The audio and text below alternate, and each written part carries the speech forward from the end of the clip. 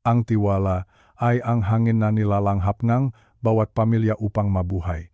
Pero paano kung ang taong pinag-alayan mo ng iyong buong buhay ay nilalason na pala ang tiwalang iyon sa loob ng 10 taon? Ako si Liza. Sa loob ng 1 dekada, naging mata ako ng aking biyena na si Nanay Remedios. Nagluto ako para sa kanya, inalagaan ko siya, at isinakripisyo ko ang aking sariling kaligayahan dahil akala ko ay kailangan niya ako. Akala ko siya ay bulag at walang kakayahan. Ngunit isang gabi, sa dilim ngang 2:00 ngang madaling araw, gumuho ang mundo ko. Nakita ko siyang nakaupo sa kanyang paboritong upuan, hawak ang aking lihim na tala-arawan at binabasa ang bawat pahina nito ng napakalinaw. Walang kapkap, walang hirap. Bago ko ipagpatuloy ang masakit na katotohanan ito, maari bang mag-iwan muna kayo ng komento kung saang lungsod o lalawigan kayo nanonood ngayon? Gusto ko lang malaman kung hanggang saan nakakarating ang ating samahan dito sa ating munting channel. Isang paalala lamang. Bagamat ang kwentong ito ay sadyang binuo para sa inyong libangan, ang aral at mensaheng hatid nito tungkol sa katapatan sa loob ng tahanan ay tunay at napakahalaga para sa ating lahat. Naalala ko pa ang amoy ng mga bulaklak ng sampagwita noong araw na iyon.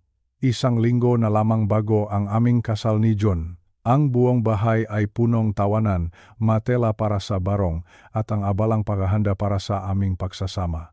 Ngunit sa gitna ang lahat ng ligaya, isang madilim na balita ang bumalot sa aming tahanan. Isang balitang magpapabago sa takbo ng aking buhay sa susunod na 10 taon. Tinawa kaming dalawa ni Nanay Remedios sa kanyang silid. Nakaupo siya sa gilid ng kanyang kama, hawak ang isang lumang rosaryo. Ang kanyang nga mata, na dati ay puno ng ningning, ay tila wala ng pokus. Humihikbi siya ng mahina. Sabi niya sa amin, Liza, Jun, baka hindi ko na makita ang inyong paglakat sa altar. Sabi niya, ang lahat ay unti-unti nang nagdidilim. Sinabi niya sa amin na ayon sa doktor mayroon siyang malalang kondisyon sa mata na mabilis na lumalala. Isang progresibong sakit na wala ng lunas. Sa loob lamang ng ilang araw, ang mundo niya ay magiging isang malaking kadiliman. Sa oras na iyon, gumuho ang puso ko. Tumingin ako kay Jun at nakita ko ang labis na sakit sa kanyang mata. Bilang nag-iisang anak, si Nanay Remedios na ang lahat para sa kanya at bilang mapagmahal na asawa.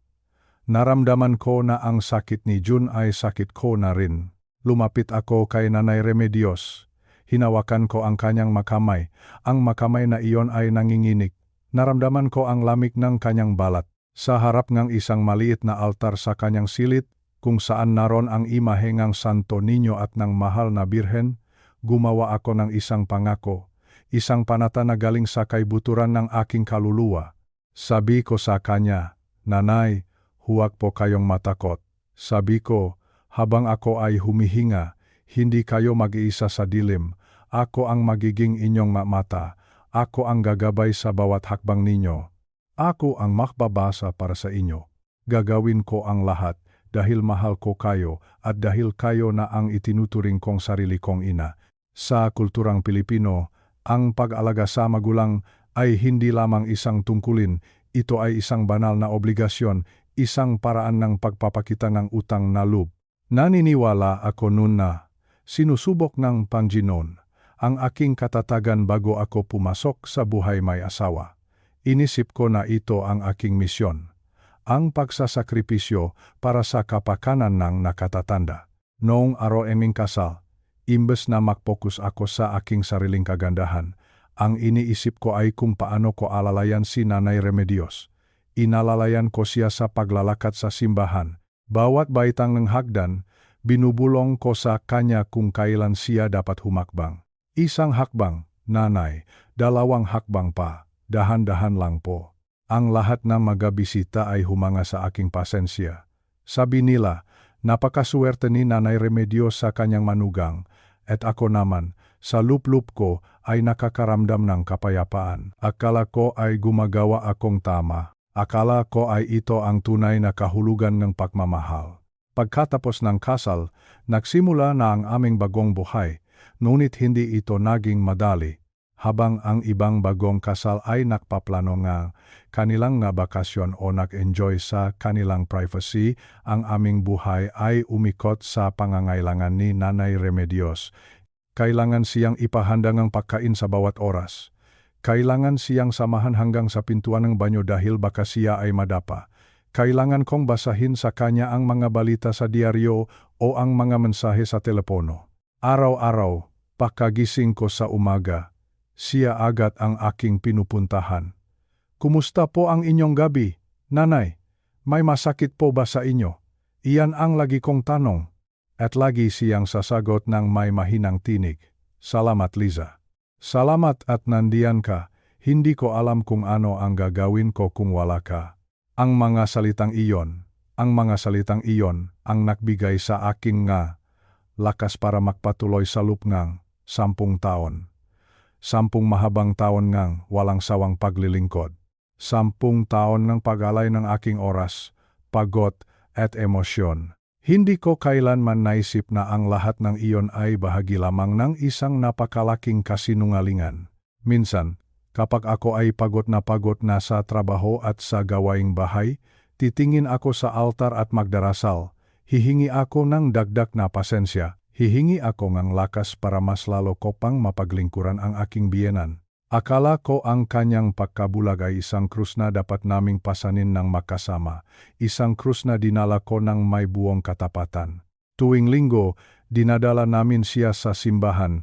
Nakakapit siya ng mahigpit sa aking braso. Kunwari ay natitisot siya ng bahagya para mas lalo ko siyang alalayan. At ako naman, hihigpitan ko ang hawak sa kanya. Huwag po kayong mag-alala, Nanay. Narito lang ako. Hindi ko kayo bibitawan. Iyan ang aking panata. Isang panata na ginawa ko sa harap ng Diyos. Isang panata na naging bilanggo nga aking sariling kabutihan. Hindi ko alam na sa likod ng manakapikit o malabong mga mata ay may isang taong nagmamasid. Isang taong nanonood sa aking paghihirap. Isang taong lihim na natatawa dahil naauto niya ang lahat. Ang tiwala ay parang isang baso. Kapag nabasag, kahit anong gawin mong pagdikit, hindi na ito muling babalik sa dati. At sa loob ng 10 taon na iyon, ang baso ng aming pamilya ay puno ng lason. Lason na hindi ko nakikita dahil pinili kong maniwala sa taong itinuring kong sarili kong ina. Ngayon, kapag naalala ko ang sandaling iyon sa harap ng altar, nararamdaman ko ang pait. Ang panata na dapat ay nakdala sa amin sa liwanag ay naging daan pala para mabuhay kami sa loob ng isang madilim na panlilinlang. Ito ang simula nga aking kuwento. Isang kuwento ng pag-ibig, sakripisyo, at ang masakit na katotohanan na kung minsan, ang mataong pinaka-pinakakatiwalaan natin ay ang mataong may pinakamatatalas na mata sa dilim. Sabi nila, ang pag-ibig ay nasusukat sa habang ang iyong pasensya. Kung iyan ang batayan, masasabi ko na ang pag-ibig ko para sa aking pamilya ay sadyang walang hanggan. 3,650 araw. Iyan ang bilang nga araw sa loob ng 10 taon na ibinigay ko ang aking buong sarili para pagsilbihan ang isang taong akala ko ay bulag. 10 taon na ang bawat pagkilos ko ay nakatali sa kanyang mga pangangailangan. Nagsisimula ang bawat araw ko sa ganap na 4:00 ng madaling araw. Habang ang buong mundo ay himbing pa sa pagkakaidlip, ako ay nasa kusina na. Naririnig ko ang banayat na huningang kulilig sa labas, ngunit ang isip ko ay abala na sa pag-isip nga, almusal ni Nanay Remedios. Gusto niya ay laging mainit ang kanyang sabaw. Paborito niya ang sinigang na bangus na may maraming kangkong at labanos. Kailangan ay eksakto ang asim. Hindi pwedeng sobrang asim, hindi rin pwedeng matabang. Sa loob ng 10 taon, naging eksperto ako sa pagluluto ng pagkain iyon. Habang hinihiwa ko ang sangkap, madalas akong mapabuntong hininga. Nararamdaman ko ang bigat sa aking mga balikat. Pagkatapos magluto, dahan-dahan akong papasok sa kanyang silid. Nanay, gising na po kayo, ang mahina kong tawag. Inaalalayan ko siya sa pag-upo. Nararamdaman ko ang higpit ng kanyang kapit sa aking braso. Tila ba kung bibitaw ako ay mahuhulog siya sa isang malalim na bangin. Ang bawat hakbang namin patungo sa hapagkainan ay isang mahabang proseso. Dahan-dahan nanay, may harang po dito sa kaliwa. Itaas niyo po ng kaunti ang inyong paa. Iyan ang paulit-ulit kong sinasabi araw-araw. Pagdating sa pagkain, ako pa ang nahihimay ngang isda para sa kanya, ayaw ko siyang matinik. Maingat kong tinitiyak na walang kahit isang maliit na tinik ang maiwan sa kanyang plato. Habang pinapanood ko siyang kumain, nakakaramdam akong pagod, ngunit iniisip ko na lamang na ito ay bahagi nga aking tungkulin bilang isang mabuting manugang.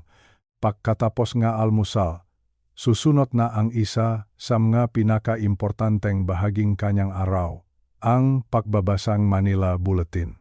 Gusto ni Nanay Remedios na alam niya ang lahat ng nangyayari sa bansa, kahit pa sinasabi niyang wala na siyang nakikita. Upo siya sa kanyang paboritong upuan at ako naman ay uupo sa kanyang tabi. Babasahin ko ang bawat headline, babasahin ko ang mabalita tungkol sa gobyerno, sa ekonomiya, hanggang sa mga obituaryo. Minsan, inaabot kami ng 2 oras sa pagbabasa pa lamang. Minsan, ang aking lalamunan ay nanunuyo na sa pagbabasa. Ngunit hindi ako tumitigil dahil alam kong ito na lamang ang tanging libangan niya sa gitnang kanyang dilim. O, iyon ang akala ko. Habang binabasa ko ang mapahinang diaryo, hindi ko napapansin na ang kanyang mata nga ay nakatutok. Hindi lamang sa aking binabasa, kundi sa lahat ng tunok sa loob ng aming bahay. Ang pinakamahirap na bahagi ay ang pagbabalanse nga aking oras. Mayroon akong trabaho bilang isang accountant sa isang maliit na kumpanya. Pag-uwi ko sa hapon, imbes na magpahinga, diretso agad ako sa pag-aalaga sa kanya. Ang aking sariling maanak, sina Mika at Enzo, ay madalas kong hindi maturuan sa kanilang ma-assignment dahil kailangan kong unahin ang pagligo at pagpapalit ng damit ni Nanay Remedios. Nararamdaman ko ang tindingang pagod sa aking mabinti. May magagabi na bago ako makatulog, lihim akong umiyak sa ilalim ng kumot. Umiyak ako, hindi dahil hindi ko siya mahal, kundi dahil pakiramdam ko ay naubos na ako. Pakiramdam ko ay wala na akong natitira para sa aking sarili. Ngunit sa tuwing makikita ko si Nanay Remedios na nakaupo at tila ba kawawang-kawawa sa kanyang kalagayan, ang galit o pagod ko ay napapalitan ngang matinding awa. Awa, iyan ang sandata niya laban sa akin. Iyan ang dahilan kung bakit nanatili akong alipin ngang kanyang mapangangailangan sa loob ng 10 taon. 10 taon ng aking buhay na kailanman ay hindi ko na mababawi. Ang bawat araw, ang sakripisyo na iyon ay tinanggap ko ng buong puso dahil naniniwala ako sa kabutihan ng tao, naniniwala ako na ang pag-alaga sa isang taong may kapansanan ay isang gawaing banal. Ngunit ang ang kabanalang iyon ay ginamit lamang para mabulag ako sa katotohanang nasa harap ko na pala. Sa mundong ito, hindi lamang emosyon ang puhunan sa pag-aalagang may sakit, pera. Iyan ang isa pang masakit na realidad. Sa loob ng 10 taon, ang aming pamilya ay nabuhay sa ilalim ng isang mahigpit na budget. Sa tuwing darating ang sweldo namin ni June, ang unang bahagi na itatabi namin ay ang para kay Nanay Remedios. 25,000 piso bawat buwan. Iyan ang halagang inilalaan namin para sa kanyang nagamot, sa kanyang espesyal na gatas, sa kanyang na-check-up, at sa mga kagamitang magpapadali sa kanyang buhay bilang isang taong bulag. Para sa isang pamilyang Pilipino na nagsisikap lamang, ang 25,000 piso ay isang napakalaking halaga. Ito ay parang sana ay naipon namin para sa kolehiyo ng aming mga anak. Ito ay parang sana ay pambayad sa aming sariling bahay. Naalala ko ang isang gabi habang kami ni June ay nakukuwenta ng aming gastusin. Nakita ko ang pagod sa kanyang mamata. Liza, sabi niya sa akin, baka kailangan nating bawasan ang budget natin sa pagkain para mabili natin ang bagong bitamina ni Nanay. At kahit masakit sa loob ko, tumango ako. Opo, June, kailangan nating unahin si Nanay. Ang sagot ko. Dahil sa 25,000 pisong iyon na nawawala sa aming budget buwan-buwan, maraming pangarap ang aming isinantabi. May mga pagkataon na ang aking mga anak ay hihiling na mamasyal kami sa Tagaytay o sa Baguio tulad ng ginagawa ng kanilang mga kaklase. Ngunit kailangan kong sabihin sa kanila ng may lungkot, anak, pasensya na muna. Kailangan nating magtipid para sa gamot ni Lola Nio. Nakikita ko ang lungkot sa kanilang mga mukha, at iyon ang sumusugat sa aking puso. Maging ang aking sariling mapangangailangan ay kinalimutan ko na rin. Ang aking sapatos ay butas-butas na, ngunit imbes na bumiling bago, iniisip ko na lamang na ang perang iyon ay mas kailangan ni Nanay Remedios para sa kanyang comfort. 10 taon akong hindi bumiling ng bagong damit para sa sarili ko. 10 taon kaming hindi nagbakasyon bilang isang buong pamilya. Ang lahat ng aming plano, ang lahat ng aming napangarap na makapagpundar, ay tila ba nakatigil lamang sa isang tabi. May isang pagkakataon pa nga na naimbitahan ako sa kasal ng aking pinakamatalik na kaibigan sa Cebu. Gustong-gusto kong pumunta. Gusto kong makalaya kahit sandali lamang mula sa bigat ng aming tahanan. Ngunit nang malaman iyon ni Nanay Remedios, bigla siyang nagkaroon kung anong nararamdaman sa katawan.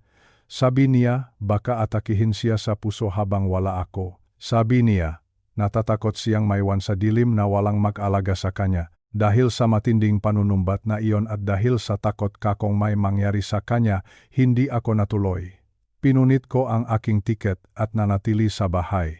Umiyak ako ng gabing iyon habang tinitingnan ko ang nalarawan ng aking makaibigan na masayang nakdiriwang.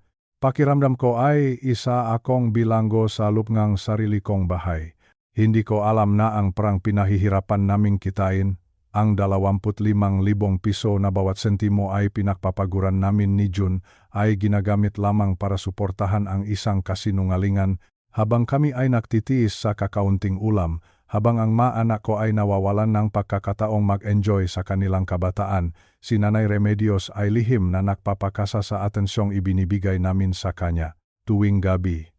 Kapag binibilang ko ang aming natitirang pera, palagi kong ipinagdarasal na sana ay sapat pa ito hanggang sa susunod na kinsenas. Ang bawat piso ay may katumbas na pawis at sakripisyo. Hindi ko akalain na ang lahat ng aming pagtitipid ay nawi lamang sa wala. Ang lahat ng napangarap na aming ipinagpaliban, ang lahat ng naluho na aming tinalikuran, ay ninakaw mula sa amin ng isang taong pinagkatiwalaan namin ng higit pa sa aming masarili. Ang bigat ng 25,000 piso ay hindi lamang sa halaga nito, kundi sa lahat ng pagkakataong nawala sa amin dahil sa perang iyon.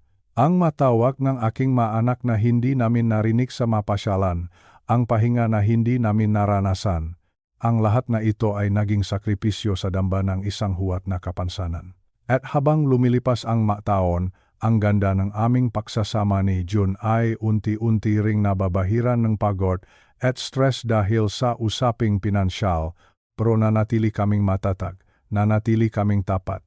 Dahil akala namin iyon ang tamang gawin. Akala namin ang katapatan namin ay susuklian din katapatan. Sa bawat bahay, mayroong isang sulok na itinuturing nating banal. Isang lugar kung saan hindi tayo kailangang magkunwari. Para sa akin, ang sulok na iyon ay hindi isang silid, kundi isang maliit na kwaderno. Isang lumang tala-arawan na may kupas na asul na balat. Ito ang aking naging piping saksi sa lahat ng hirap at pasakit na naranasan ko sa loob ng bahay na ito. Madalas, kapag malalim na ang gabi at tulok na ang lahat, doon ko lamang nailalabas ang aking matunay na nararamdaman. Sa umaga, kailangang maging matatag ako, kailangang maging masunurin akong asawa kay Ricardo, kailangang maging matisin akong manugang kay Nanay Remedios. Pero sa harap ng maputing pahina ng aking tala-arawan, ako lang si Liza. Isang babaeng pagod na, itinatago ko ang kwadernong ito sa isang lihim na hamba sa likod ng aming lumang aparador ng malibro. Doon, sa pagitan ng mga makakapal na nobela at mga lumang Biblia, ligtas ang aking mga sikreto. Alam ninyo, nakakatawang isipin na sa dinami-dami ng gamit ko, ito lang ang tanging bagay na pag-ari ko talaga. Lahat ng gamit sa bahay na ito, pati na ang perang kinikita ko, ay tila may nakalaang mata na nagbabantay. Pero ang tala-arawang ito lang ang hindi kayang abutin ni Nanay Remedios. Dahil sa pagkakaalam ko, hindi niya ito nakikita.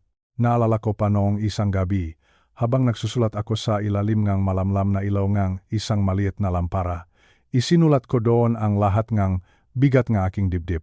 Isinulat ko kung paano ako napahiya nang sigawan ako ni Nanay Remedios sa harap ng aming mga kapitbahay dahil lamang sa kulang na 5 piso ang sukli sa binili kong gamot. 100 piso ang ibinigay niya. At nang bilangin ko ang sukli, kulang talaga ito ngang 5. Pero hindi siya naniwala. Sinabihan niya akong magnanakaw. Sinabihan niya akong tuso. Ang sakit-sakit sa loop.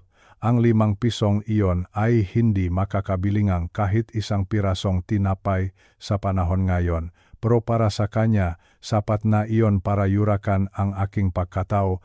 Sa aking tala-arawan, doon ko ibinuhos ang lahat ng aking mga luha. Ang mapahina ay naging mamasa-masa dahil sa aking pag-iyak. Doon, nasabi ko ang masalitang hindi ko kayang sabihin ng malakas.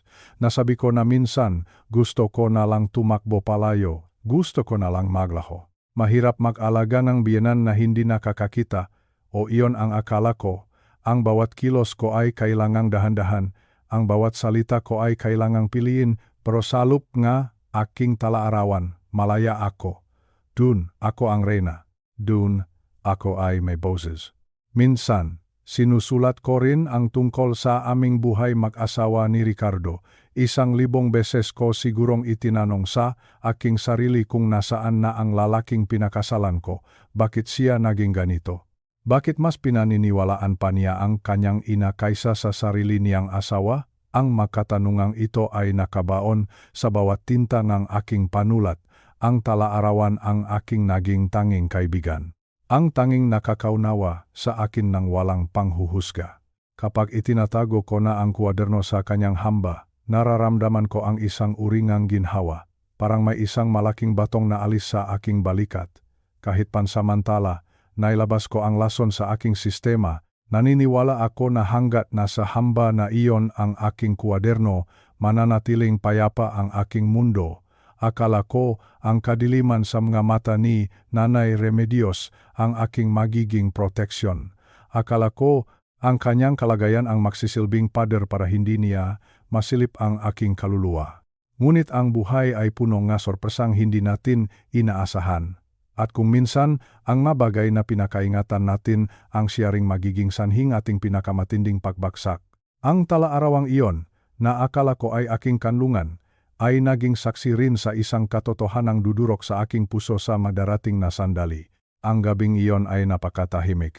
Wala kang maririnig kundi ang mahinang huning nga kuliglig sa labas at ang pag-ikot ngang aming lumang ventilador sa sala.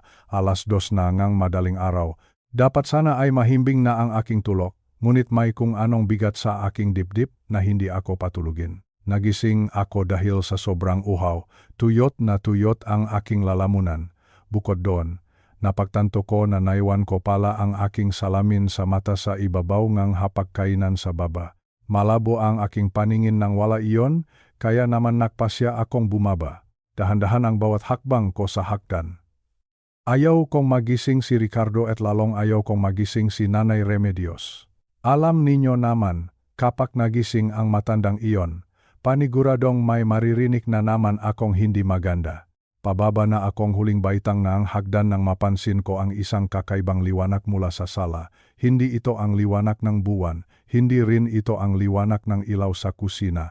Ito ay isang kumukurap-kurap na liwanag, asul at puti, na nagmumula sa aming telebisyon. Nagtaka ako. Sino ang magbubukas ng telebisyon sa ganitong oras? Baka naman naiwan itong bukas ni Ricardo? Pero malinaw sa aking alaala na pinatay ko ang lahat bago kami pumanhik sa itaas. Lumapit ako ng dahan-dahan, ang aking mapaa ay walang sinalas para hindi lumikhangang ingay. Habang papalapit ako, nakita ko ang isang anino sa aming malaking upuang kahoy, isang bultong tao. Ang aking puso ay nagsimulang tumibok ng mabilis. 12, 13, 14. Tila nakakarera ang pintik na aking dibdib sa kaba. Nang makalapit ako ng sapat, muntik na akong mapatili. Doon, sa gitnang sala, nakaupo si Nanay Remedios. Ang telebisyon ay nakabukas pero walang tunok. Nakamute ito, ang tanging gamit ng telebisyon ay para magbigay ng liwanag sa paligid. At ang pinaka-nakakagimbal sa lahat, hawak-hawak niya ang aking asul na talaarawan. Nanigas ako sa aking kinatatayuan, hindi ako makagalaw, hindi ako makahinga. Ang babaeng ilang taon ko nang inaalagaan dahil sa kanyang pagkabulag. Ang babaeng kailangan pang-akayin papuntang banyo. Ang babaeng kailangang subuan dahil hindi raw niya makita ang pagkain. Ay, narito ngayon. At nakbabasa. Kitang-kitang ang dalawa kong mata ang bawat galaw niya. Hindi siya nag-alinlangan, hindi siya nangangapa. Nakita ko kung paano niya dahan-dahang inilipat ang mapahinang ang aking talaarawan.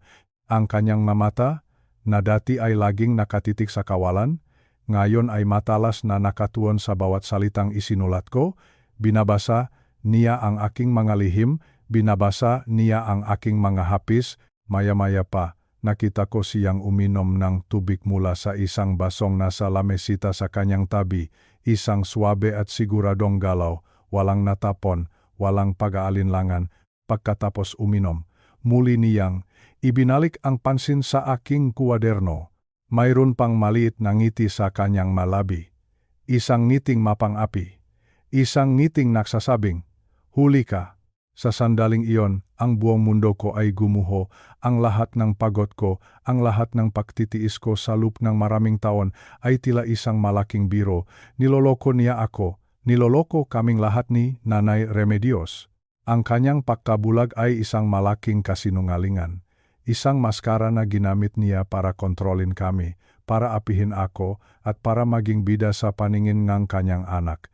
Naramdaman ko ang init na maluha sa aking mapisngi. Pero hindi ito luha ng lungkot, ito ay luha ng matinding galit at pagkabigo. Paano niya nagawa ito?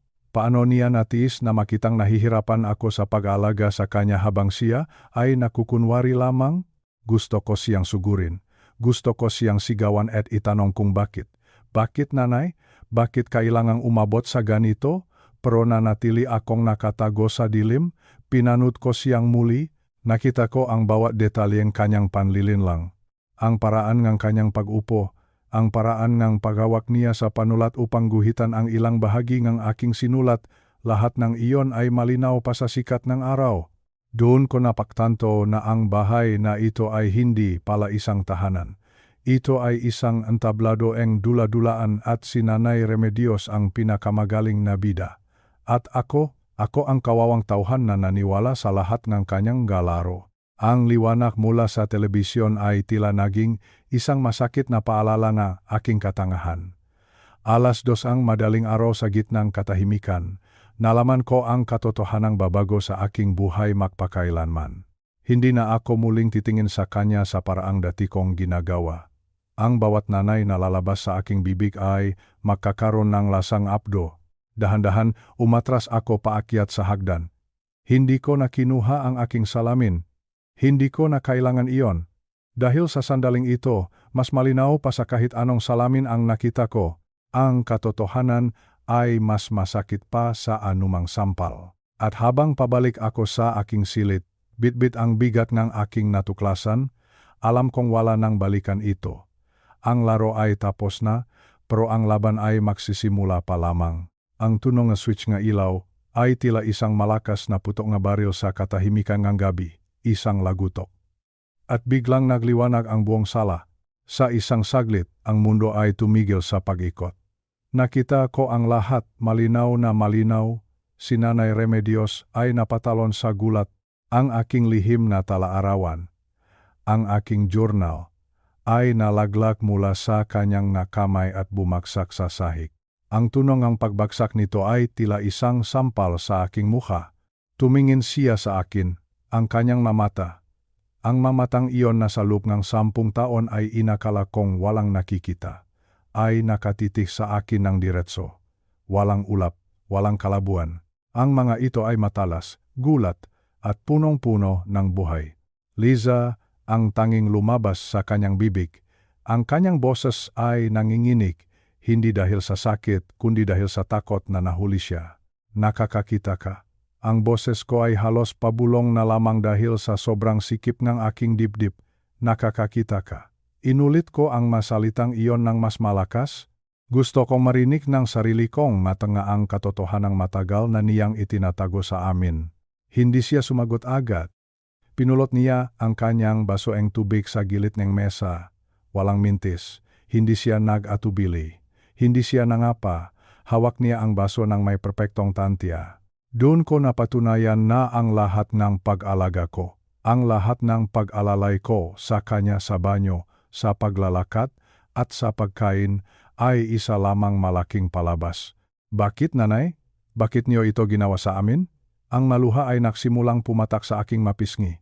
Hindi ito luhang awa, kundi luhang matinding galit. 10 taon.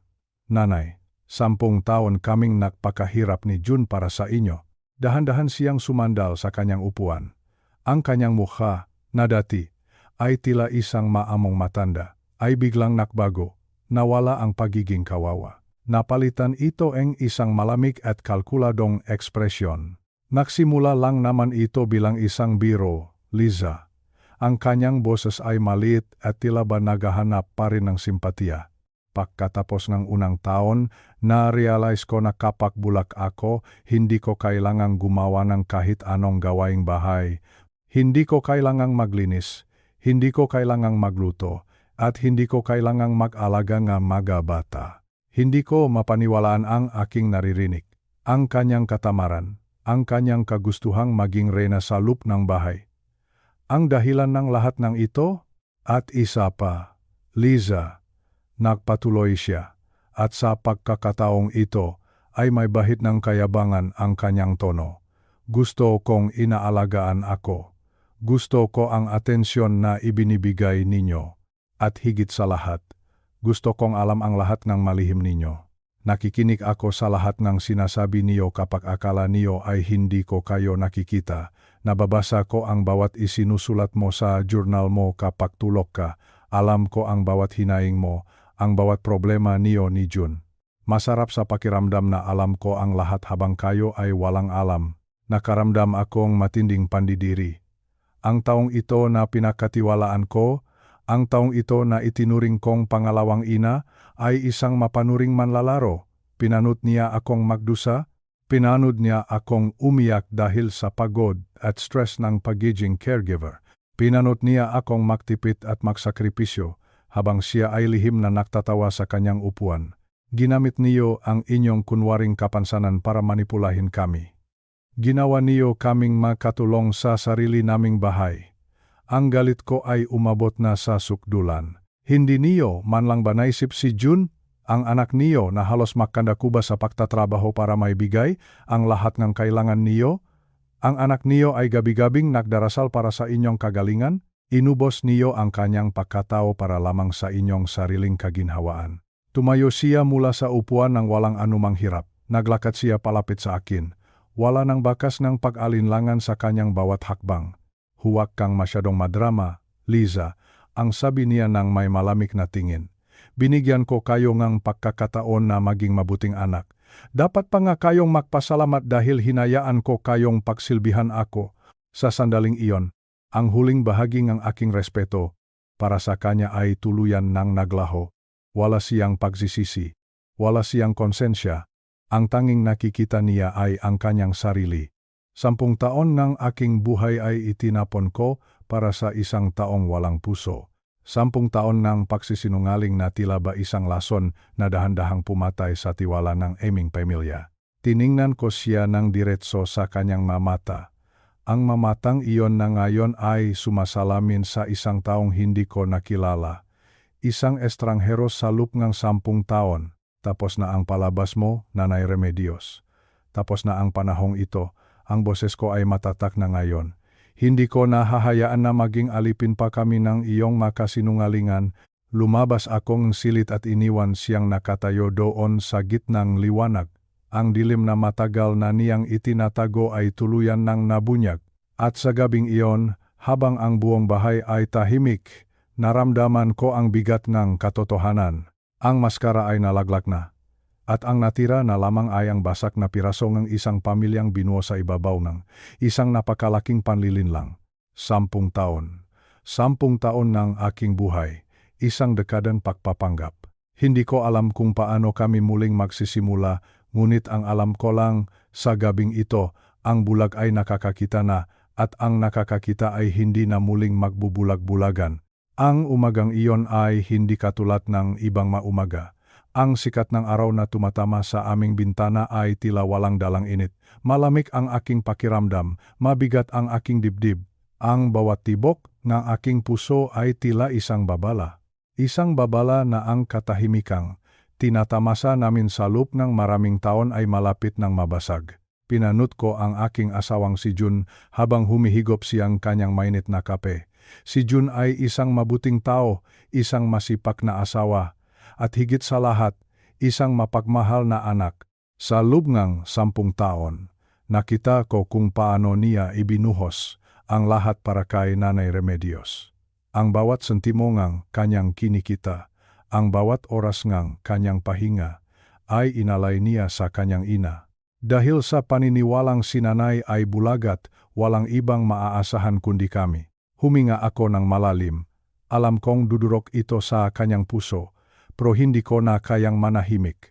Ang katotohanang nakita ko kagabi, sa ganap na 2:00 ng mamadaling araw, parang isang lason na kailangang ilabas.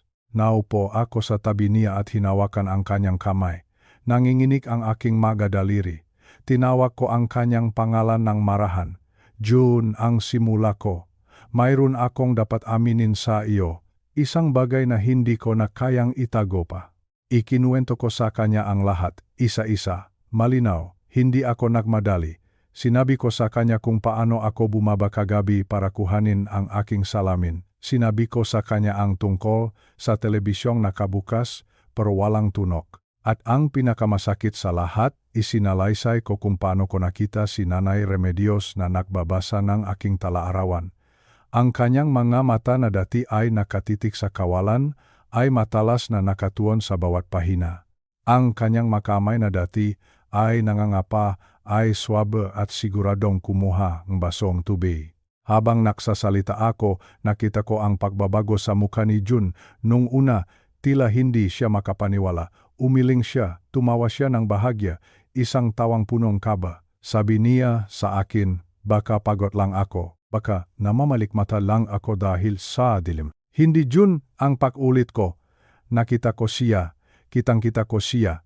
10 taon Jun, 10 taon na tayong namumuhay sa isang malaking kasinungalingan. Tumayo si Jun. Ang kanyang mukha ay namumutla. Nakita ko ang pagkalito at takot sa kanyang nga mata. Hindi siya nakapagsalita ng matagal. Maya-maya, nang hindi man lang tumitingin sa akin, ay dahan-dahan siyang naglakad patungo sa silid ni Nanay Remedios. Sinundan ko siya. Ang bawat hakbang namin sa pasilyo ay tila napakabigat. Pagpasok namin sa silid, naratnan namin si Nanay Remedios na nakaupo sa gilid ng kanyang kama. Ang kanyang nga mata ay muling nakatitik sa kawalan, ang kanyang mukha ay puno ng amo. Ang imaheng isang matandang walang kalaban-laban. Nanay, tawag ni Jun. Ang kanyang boses ay nanginginig. May kasamang sakit. May kasamang pagmamakaawa. Pagmamakaawa na sana ay mali ang aking masinabi. Tinanong ni Jun ang kanyang ina, diretso. Walang paligoy-ligoy. Tinanong niya kung totoo nakakakita ito. Noong una, nakmaang-maangan pa ang matanda, na kunwari siyang naguguluhan. Sabi niya, ano raw ba ang pinagsasabi namin? Sabi niya, inaapi raw ba namin siyang bulag? Pero hindi tumigil si Jun. Sa unang pagkakataon, nakita ko ang aking asawa na magpakita ng itong klaseng determinasyon. Kinuha niya ang isang suklay sa lamesa at dahan-dahang inilapit sa mukhang kanyang ina. Nakita ko ang takot sa mga mata ni Nanay Remedios. Sa isang iglap, bago pa man madikit ang suklay, ay napapikit siya ng kusa, isang reflex, isang galaw na tanging ang nakakakita lamang ang makakagawa. Doon na bumigay si Jun. Napaluhod siya sa sahig. Ang isang matapang at matatag na lalaki ay umiyak na parang isang bata. Bakit, Nay? Ang tanging nasabi niya. Bakit kailangang umabot sa ganito? 10 taon akong nakpakahirap. 10 taon kaming naktis ni Liza. Pinaniwala mo kaming hindi ka makakita para lang paksilbihan ka namin na parang maalipin. Ang sakit na nararamdaman ni Jun ay hindi lamang galit. Ito ay isang malalim na pagkabigo. Sa kulturang Pilipino, ang pamilya ay sagrado. Ang tiwala sa pagitan ng magulang at anak ay hindi dapat nababali, pero sa sandaling iyon, ang tiwalang iyon ay nadurog sa libu-libong piraso. Napagtanto namin na sa loob ng 10 taon, kami ay naging mga aktor sa isang dula-dulaan na si Nanay Remedios lamang ang direktor. Lahat ng aming sakripisyo, lahat ng aming pagtitipid, lahat ng aming pag-alaga, lahat ng iyon ay batay sa isang malaking panlilinlang. 10 taon nang nawala ang aming kabataan. Libu-libong piso ang naubos para sa magamot at check-up na hindi naman pala kailangan. 50,000 piso para sa operasyon na akala namin ay makakatulong, pero marahil ay ibinusa lamang niya o ginamit sa ibang bagay. Ang bawat nanay, alalayan kita, ang bawat nay. Heto na ang pagkain mo, ay tila naging masampal sa aming pagkatao. Hindi makatingin si Nanay Remedios sa kanyang anak. Ang maskara ng pagiging bulak ay tuluyan ng natanggal. Ang katahimikan sa loob ng silit ay napakabigat. Ramdam na ramdam ko ang pait sa bawat hininga ni Jun. Ang kanyang ina, ang taong itinuring niyang anghel, ay siya palang ang nakulong sa amin sa isang madilim na kulungan ng kasinungalingan. Tumayo si Jun mula sa pagkakapuhod. Hindi na niya muling tiniknan ang kanyang ina. Lumabas siyang silit ng walang imik. Ang kanyang nabalikat ay nakalaylay. Ang kanyang espiritu ay tila pumanaw. Alam ko sa sandaling iyon na ang aming tahanan ay hindi na muling magiging katulad nega dati. Ang pundasyon nega aming pamilya ay tuluyan ng gumuho. Ang 10 taon ng pagiging sunod-sunuran ay tapos na, pero ang sakit na iniwan nito ay marahil magtatagal habang buhay. Sa aming bansa, ang paggalang sa matanda ay mahalaga. Pero paano mo igagalang ang isang magulang na ginawang laro ang iyong buhay? Paano mo bubuin ang tiwalang 10 taon na niluluto sa kasinungalingan? Ang kabanatang ito ang aming buhay ay puno ng luha. Luha ang isang anak na nagmahal ng tapat at luha ang isang asawa na naging biktima ng isang malupit na biro. Kami ay naging mga alipin sa sarili naming bahay. At ang katotohanan, gaano man ito kailangan, ay sadyang napakasakit tanggapin. 10 taon, 10 taon. Ang masalitang ito ay paulit-ulit na tumatakbo sa aking isipan. Isang dekadang aming buhay na hindi na kailanman may babalik. Ang katahimikan na bumalot sa aming bahay pagkatapos ng gabing iyon ay kakaiba. Hindi ito ang katahimikan ng kapayapaan, kundi katahimikan ng isang gumuhong mundo. Pagkatapos malaman ni Jun ang lahat, tila ba nawalan siyang boses. 10 taon ng kanyang pagkatao ang ibinuhos niya para sa kanyang ina, at sa isang iglap, nalaman niyang ang lahat ng iyon ay isang masamang biro lamang. Kinabukasan, habang sumisikat ang araw, kailangan naming gumawa ng isang desisyon. Isang desisyon na alam naming magiging mitsangang usap-usapan sa aming baryo. Isang desisyon na mahirap gawin para sa sinumang Pilipino. Nag-usap kami ni Jun ng masinsinan. Walang sigawan. Walang galit na boses. Tanging pagod at matinding lungkot lamang. Napakasunduan namin na hindi na maaaring manatili si Nanay Remedios sa aming tahanan. Hindi dahil kami ay malupit. Hindi dahil sa ayaw na namin siyang alagaan. Kundi dahil ang tiwala na siyang pundasyon neg aming pagsasama ay tuluyan na niyang nilason. Ang hangin na nilalanghap namin sa loob ng bahay ay puno ng pagsisinungaling. Nagpasya kaming dalhin siya sa isang maayos na pasilidad para sa mga nakatatanda, isang home for the aged. Alam namin na sa kulturang Pilipino, ang pagpapadala ng magulang sa ganitong lugar ay madalas na tinitingnan bilang kawalan ng utang na loob. Isang kasalanan sa matang marami, at hindi nga kami nakamali. Nang malaman ng aming kamag-anak ang aming balak, tila ba mabilis pa sa kilat na kumalat ang balita. Nakatanggap ako nga tawag mula sa aking matita at tito. Sabi nila, Liza, Jun, bakit niyo gagawin iyan? Sabi nila, nanay niyo pa rin iyan, anuman ang mangyari. May mga pinsan pa kaming nagsabi na kami ay mga anak na walang puso, walang utang na loob. Masakit pakinggan, napakasakit. Dahil ang mataong humusga sa amin ay hindi naman sila ang nag-alaga sa loob ng 10 taon. Hindi sila ang nagising ng alas 4 ng madaling araw para magluto. Hindi sila ang nagsakripisyo ng 25,000 piso buwan-buwan. Hindi sila ang umiyak sa gabi dahil sa pagod. Sila ay mga miron lamang sa aming buhay. Mga taong marunong lang magsalita pero hindi marunong tumulong. Ngunit hindi kami nakpadala sa kanilang nga salita. Nanatili kaming matatak ni Jun. Sabi ko sa kanya, Jun, ang pag-ibig ay hindi dapat maging basehan ng pang-abuso. Sabi ko, ang paggalang ay ibinibigay sa taong marunong ding rumaspeto sa katotohanan. Noong hapon na ililipat na namin si Nanay Remedios, wala siyang sinabi, wala ring magaluhang pagsisisi sa kanyang magamata. Sa halip, ang nakita ko ay ang parehong matigas at malamig na ekspresyon. Habang inililikpit ko ang kanyang magamit, nakita ko siyang naglakad ng mag-isa patungo sa sasakyan. Hindi na siya nangapa. Hindi na siya humawak sa dingding. Ang kanyang mahakbang ay matatak at sigurado. Isang huling sampal sa aming mamukha na kaya naman pala niyang gawin ang lahat ng mag-isa. Dinala namin siya sa pasilidad kung saan may mga profesional na mag-aalaga sa kanya. Hindi niya kailangan ng tulong medikal para sa kanyang mga mata dahil malinaw pa ang ito kaysa sa amin. Ngunit kailangan niya ang lugar na iyon para matuto siyang mamuhay ng walang makasinungalingan. Doon, wala siyang makukuhang espesyal na atensyon sa pamamagitan ng pagpapanggap. Doon, siya ay magiging isa lamang sa maraming nakatatanda. Nang iwan namin siya doon, hindi ko mapigilang mapalingon sa huling pagkakataon. Nakita ko siyang nakaupo sa isang silya, tinitingnan ang paligid ng may matatalas na mata. Wala na ang maskara ng isang kawawang bulag. Ngayon, kailangan na niyang harapin ang mundo gamit ang katotohanan. Pag-uwi namin sa bahay, naramdaman ko ang isang kakaibang gaan. Tila ba may isang mabigat na ulap na umalis sa aming bubong, nagsimula akong maglinis. Nilinis ko ang kanyang silid, binuksan ko ang lahat ng bintana para makapasok ang sariwang hangin at liwanag ng araw.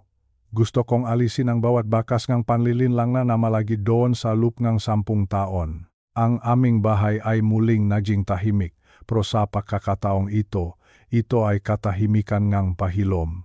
Alam ko na ang sugat sa puso ni Jun ay hindi agad magsasara. May mga gabi pa ring makikita ko siyang nakatulala. Marahil ay iniisip kung paano nagawang sarili niyang ina na lokohin siya ng ganun katagal. Pero unti-unti bumabalik ang sigla sa aming pamilya, nakakapasyal na kami ngayon kasama ang aming maanak.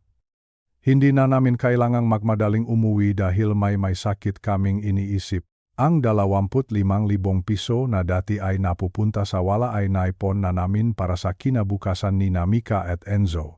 Nakabili na rin ako ng bagong sapatos para sa sarili ko, hindi dahil sa luho, kundi dahil simbolo ito na handa na akong lumakat sa isang bagong landas. May magasikat na araw na ngayon sa loob ng aming tahanan. May magatawang muling naririnig sa hapagkainan. Ngunit sa kabilang lahat ng ito, alam ko na may naiwang paklat sa aming mga puso. Isang paklat na magpapaalala sa amin na ang tiwala ay napakahalaga. Ng pamilya ay dapat nabinuo sa katapatan, hindi sa manipulasyon. Ang aral na natutunan ko sa loob ng 10 taon na iyon ay ito. Huwag kang matatakot na magbigay ng pagmamahal, ngunit huwag mo ring hahayaan na ang iyong kabutihan ay gawing sandata para ikaw ay abusuhin. Ang pagiging mabuting tao ay hindi nangangahulugan ng pagiging tanga. Ngayon, nakatingin ako sa hinaharap ng may mas malinaw na paningin. Wala na ang maanino ng pagsisinungaling. Nakakalakat na ako sa liwanag ng walang takot. At sa tuwing maalala ko ang mga matang iyon sa dilim, nagpapasalamat ako dahil sa wakas, ang aking sariling mga mata ay bukas na sa katotohanan. Bukas na sa tunay na kaligayahan. Laging tandaan, ang tiwala ay parang hangin. Kapag malinis, hindi mo napapansin. Pero kapag nalason, lahat ay unti-unting mamamatay. Protektahan mo ang iyong tahanan. Protektahan mo ang iyong puso. At hinding-hindi ka na muling mabubulak ng kahit sinumang mapagpanggap. Dito na po nagtatapos ang gating kuwento tungkol kay Liza, kay June, at kay Nanay Remedios. Isang kuwento na maaring magivan ng bigat sa ating mga puso, ngunit nagdadala rin ng isang napakahalagang aral. Sa loob na 10 taon, nakita natin kung paano ang isang maling desisyon, ang isang maliit na pagsisinunggaling, ay maaring lumaki at lumason sa buong pamilya. Ang tiwala ay parang isang kristal. Kapag ito ay nabasag, maari mo itong pagdikitin muli, ngunit ang mga lamat ay mananatili na habang buhay. Sa ating kulturang Pilipino, napakataas ngang pagpapahalaga natin sa utang na loob at sa pag-alaga sa ating mga nakatatanda. Ito ay isang magandang katangian na dapat nating ipagmalaki. Ngunit ang kwentong ito ay nagpapaalala rin sa atin na ang pagmamahal ay dapat na laging may kasamang katapatan.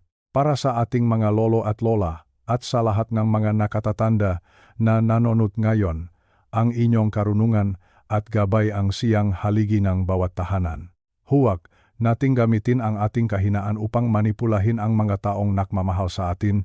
Sa halip, maging inspirasyon tayo ng katotohanan para sa ating mag-aanak at apo. At para naman sa mga anak at manugang na tulad ni Liza, huwag kayong panghinaan ng loob sa paggawa ng mabuti. Ang inyong sakripisyo ay nakikita ng may kapal, ngunit tandaan din ninyo na may hangganan ang lahat. Ang pag-alaga ng may pagmamahal ay hindi nangangahulugan ng pagiging bulag sa katotohanan. Mahalagang protektahan din ninyo ang inyong sariling kapayapaan at ang inyong pamilya. Sana ay nagustuhan ninyo ang ating kwento para sa araw na ito. Kung may natutunan kayo o kung ang kwentong ito ay nagbigay sa inyong ang inspirasyon, mangyaring pindutin ang like button at ibahagi ito sa inyong makaibigan at mahal sa buhay. Bago tayo magpaalam, nais ko ring itanong sa inyo, ano ang inyong gagawin kung kayo ang nasa kalagayan ni Liza? Mapapatawad niyo ba si Nanay Remedios pagkatapos ng 10 taon ng panloloko? Ibahagi ang inyong mga salobin at karanasan sa ating comment section sa ibaba. Binabasa po namin ang bawat isa sa inyong mga komento dahil ang inyong boses ay mahalaga sa ating samahan. Huwag din ninyong kalimutang mag-subscribe sa ating channel at pindutin ang notification bell. Sa ganitong paraan, palagi kayong magiging bahagi ng ating mga susunod pang kwento na puno ng aral at katotohanan. Isang huling paalala lamang, bagamat ang kwentong ito ay sadyang binuo upang magbigay ng aral at libangan, ang mga mensahe nito tungkol sa integridad at katapatan ay totoo at dapat nating isabuhay. Maraming salamat sa inyong oras at pagtitiwala. Naway manatiling punong liwanag, pagmamahalan at higit sa lahat, katapatan ang inyong matahanan hanggang sa susunod nating kwento. Ako po ang inyong lingkod, na laging nagpapaalala. Lumakat sa liwanag, at laging piliin ang katotohanan. Paalam.